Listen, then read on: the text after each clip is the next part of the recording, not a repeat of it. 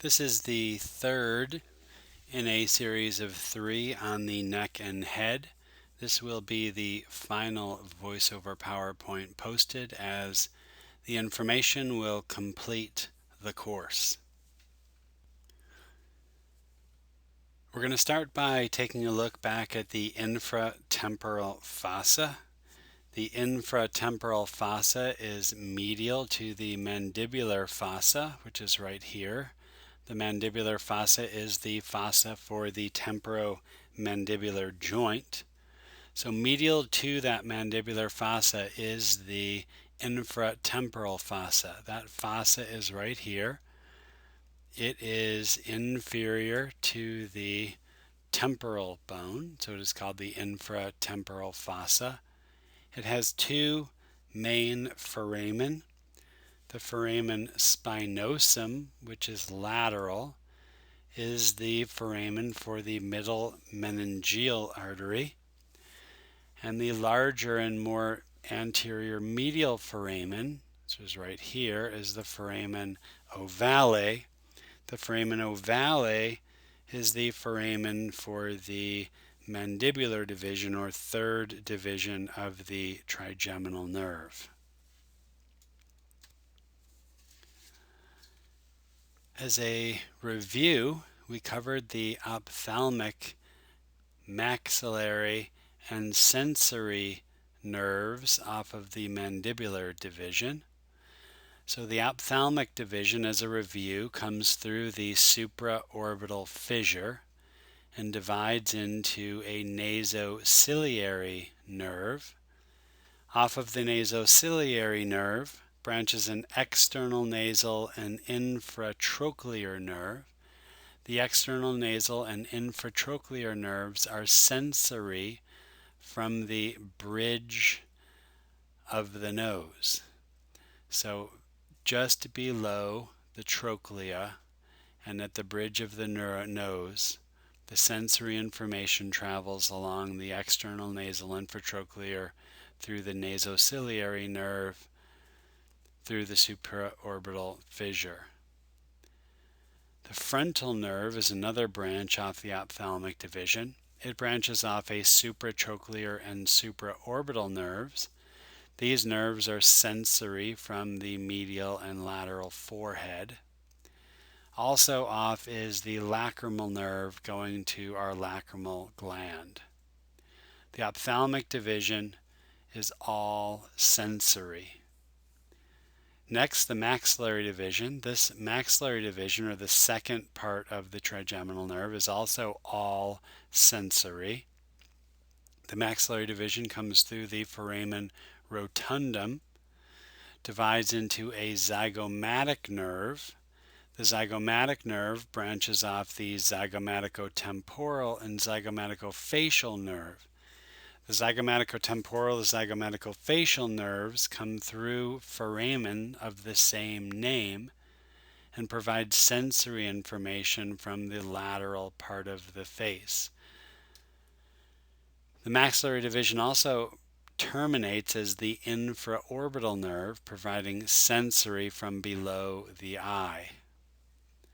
Other branches off of the infraorbital are the superior alveolar, going to the upper teeth, and the greater, lesser, and nasopalatine nerves that are going to the hard and soft palate.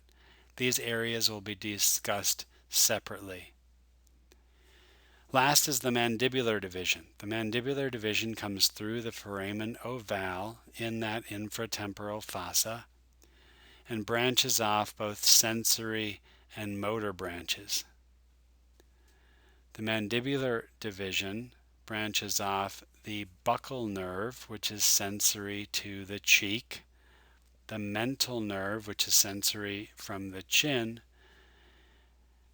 and the auriculotemporal nerve, that is sensory from the extreme sides of the face in the temporal region. The mandibular division can be further split into an anterior division or portion, as well as a posterior division or portion. The anterior division, as you can see, goes to the muscles of mastication. Those muscles are the medial and lateral pterygoid via the medial and lateral pterygoid nerves, the deep temporal nerves to the temporalis muscle, as well as the masseteric nerve to the masseter. The posterior division, or posterior portion of the mandibular division, contains the inferior alveolar nerve. The inferior alveolar nerve is the nerve that runs in the mandible, runs in the mandibular foramen. As it's running through the mandibular foramen, it is the inferior alveolar nerve that branches to the lower teeth. Off of the inferior alveolar nerve, branching to the suprahyoid region, is the mylohyoid nerve. The mylohyoid nerve provides motor innervation to both the mylohyoid as well as the anterior digastric in the suprahyoid region. The inferior alveolar nerve will course through the mandibular foramen and will exit the mandibular foramen at the mental foramen. As it comes through the mental foramen, it is then named the mental nerve. The other branch off of the posterior division of the mandibular division is the lingual nerve. The lingual nerve will go to the tongue to provide sensation from the anterior two-thirds of the tongue. There is a very tiny nerve, about the size of a piece of thread, that runs with the lingual nerve, and this is the chorda tympani. It is a branch, the chorda tympani is a branch off of the facial nerve or cranial nerve 7. It is named chorda tympani as it is cord-like and passes by the tympanic membrane of the ear on its way to providing taste from the anterior two-thirds of the tongue. Any disruption to the chorda tympani will cause a loss of taste on its side of the anterior two-thirds of the tongue, because of course all of these cranial nerves, including the divisions of the trigeminal, are paired nerves. You have a right and a left for each one of the cranial nerves.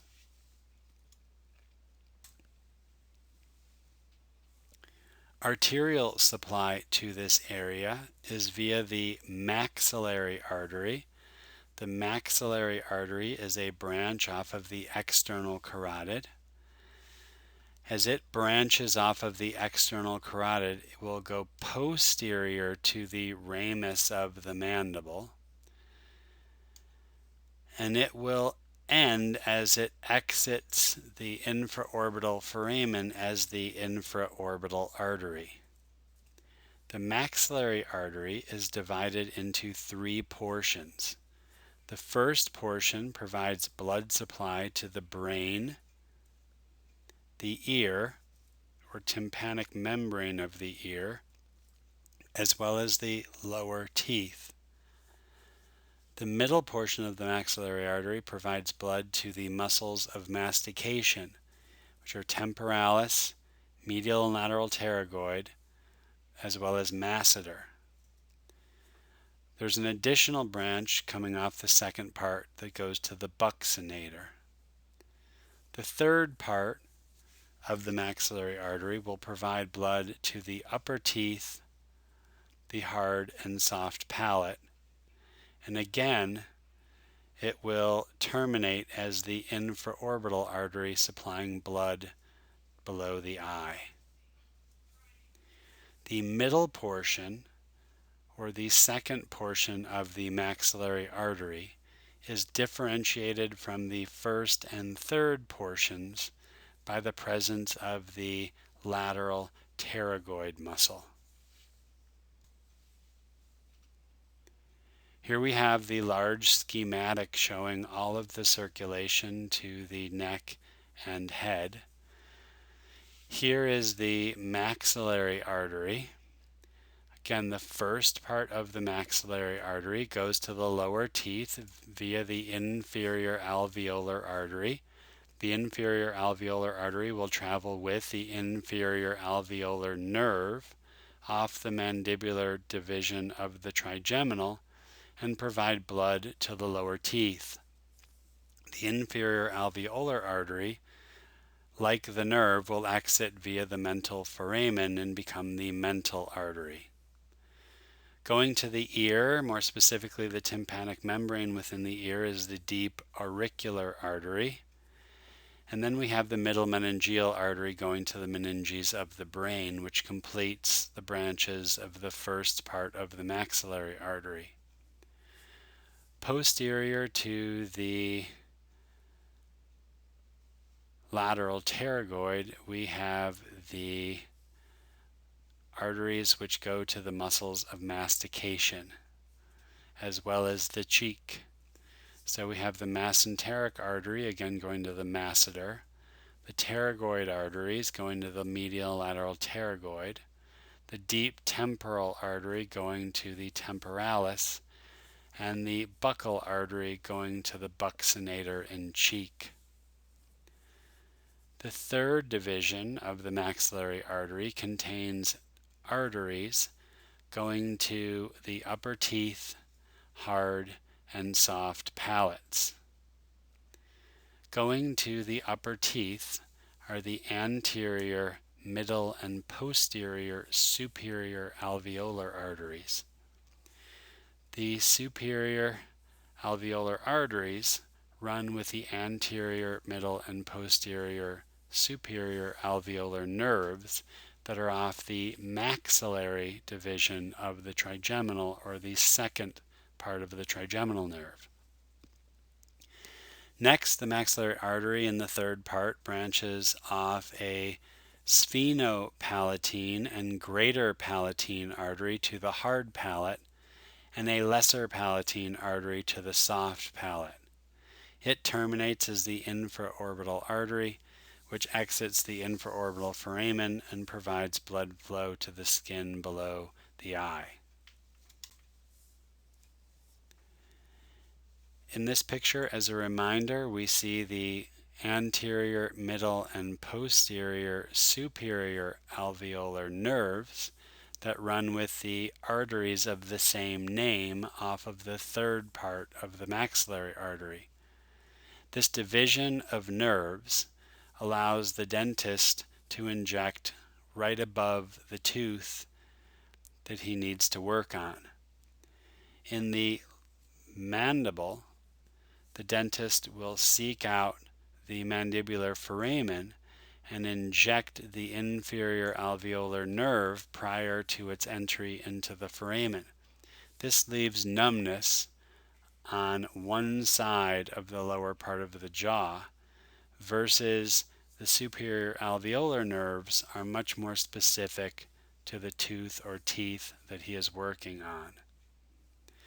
The nasopalatine, greater and lesser palatine nerves off of the maxillary division travel with the greater and lesser palatine arteries, as well as the sphenopalatine artery, to the hard and soft palate within the oral cavity.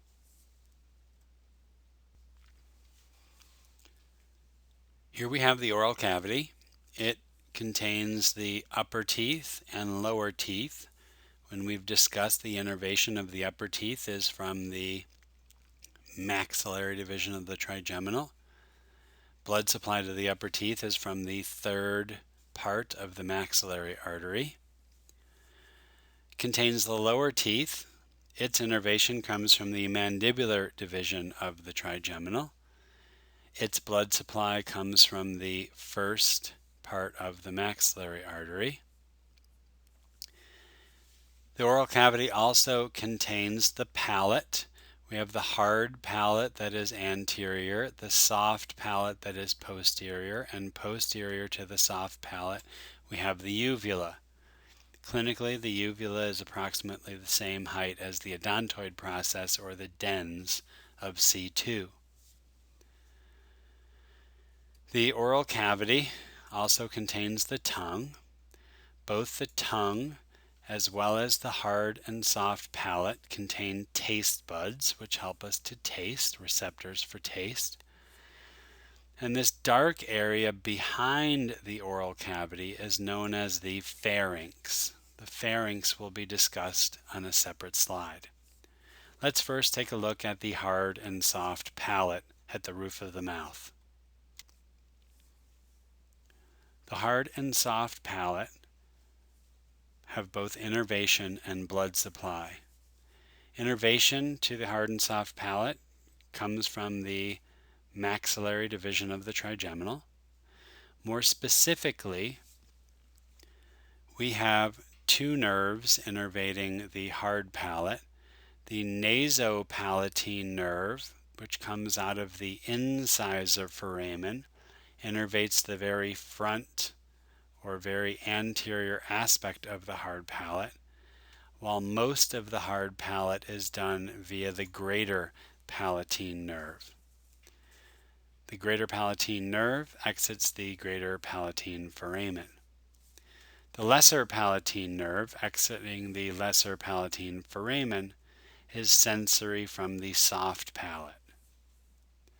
Blood supply to the hard and soft palates are via the sphenopalatine greater and lesser palatine arteries. The sphenopalatine also exits the incisor foramen and supplies blood to the very front of the hard palate. Spheno basically means wedge. So if you feel at the roof of your mouth with your tongue, that front shape is a bit wedge-like. The largest part of the hard palate is done via the greater palatine artery, coming out of the greater palatine foramen.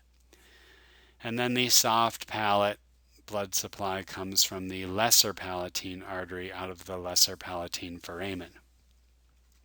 So innervation to the hard palate is from the nasopalatine and greater palatine nerves, while sensation from the soft palate is from the lesser palatine nerve.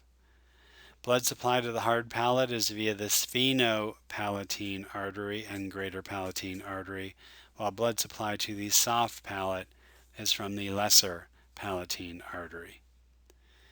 And while this picture makes it look like blood supply is on half and nerve supply is on half, the greater palatine foramen functions as a conduit for both the greater palatine and artery and nerve. The incisor foramen serves as a conduit for both the sphenopalatine artery and nasopalatine nerve, and the lesser palatine foramen serves as a conduit for both the lesser palatine artery and nerve. So of course you have blood supply and nerve supply on both sides.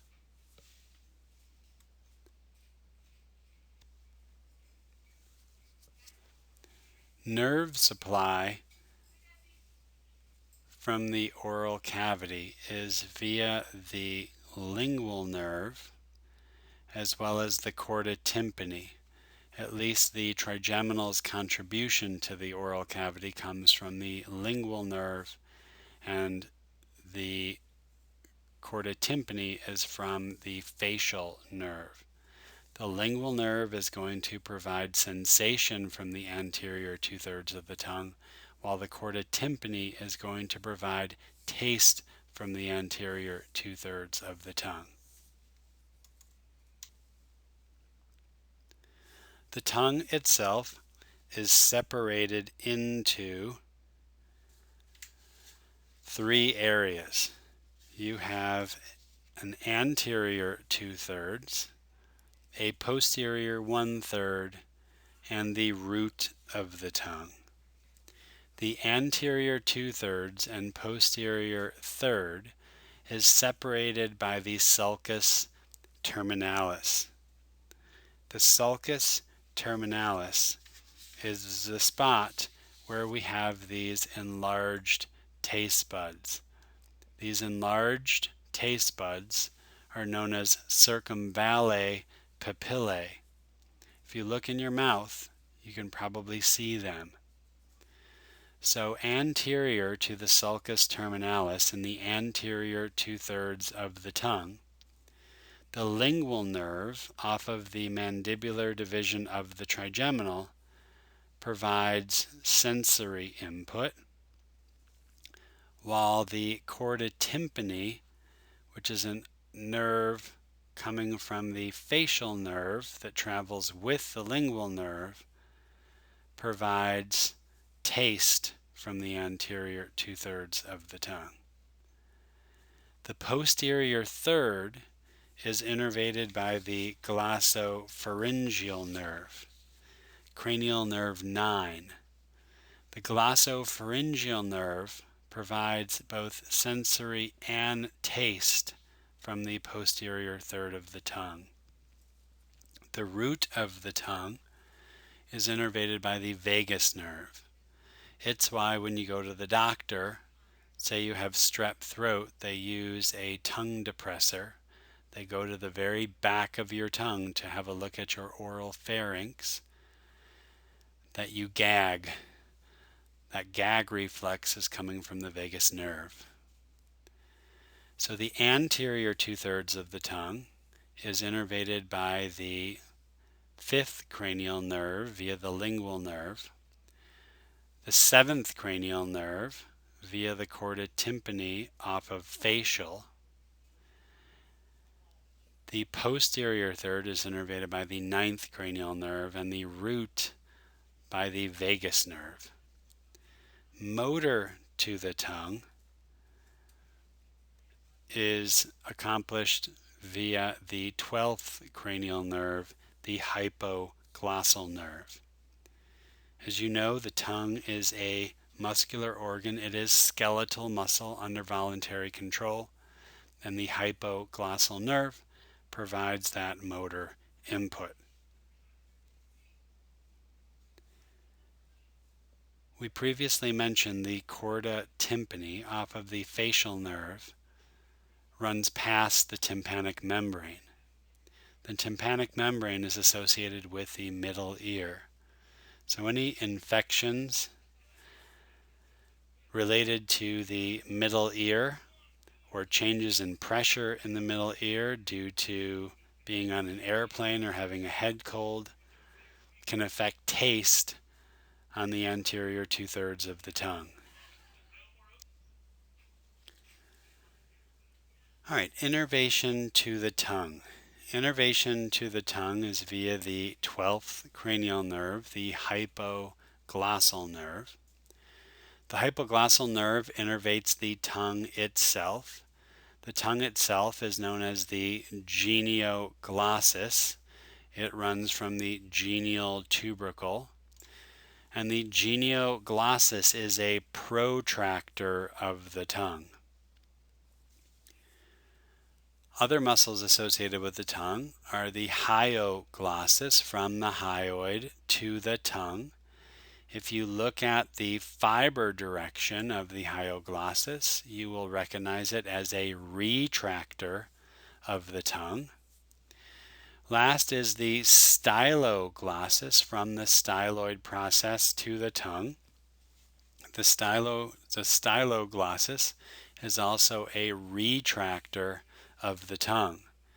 So similarly to the temporomandibular joint, to move your tongue to the left, you have to retract on the left, meaning your hyoglossus and styloglossus will contract on the left. Your genioglossus will contract on the right. If you want to move your tongue to the right, it needs to protract on the left via the genioglossus and retract on the right via the hyoglossus and styloglossus. All three of these muscles are innervated by the cranial nerve number 12 or the hypoglossal nerve. So just remember, it is hyoglossus innervated by the hypoglossal nerve. Here's a picture off of the facial nerve of that chorda tympani running with the lingual nerve going to the tongue. Lingual is, of course, a branch or a nerve that comes from the mandibular division of the trigeminal nerve.